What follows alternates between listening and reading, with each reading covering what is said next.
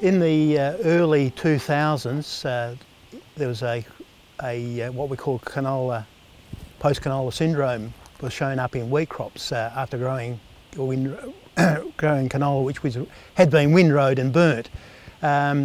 These were waves in crops that certainly caused the farmers some concern.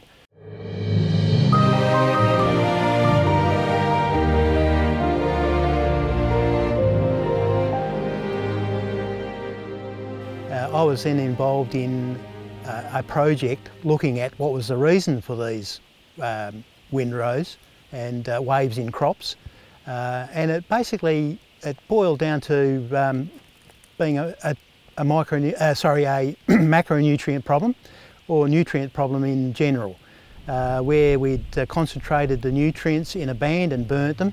There was higher nutrient levels in the soil, and also the ash had caused a liming effect, so it changed the pH of the soil below those, and we ended up with these waves in crops. So GRDC at that particular point in time funded us to do some work, and I was involved in running that particular program. We looked at about 30 odd trials across the state where we were able to define that the major problem at that particular point in time was potassium and also molybdenum deficiency.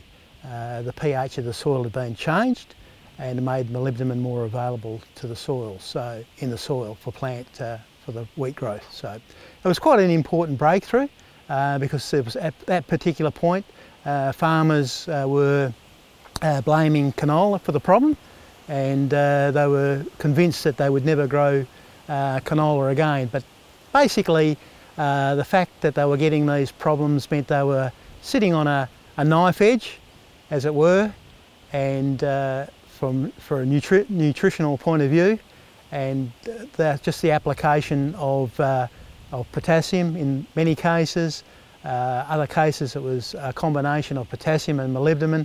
We were able to eliminate the deficiency and even out the waves. So that was important work that I was involved with, and certainly has been well recognised across the state, and most farmers are now well aware of waves in crops after windrowed and burnt canola.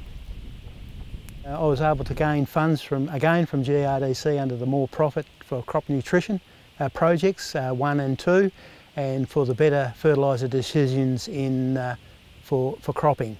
I was able to supervise those particular projects. There was a team of us that did work on the projects.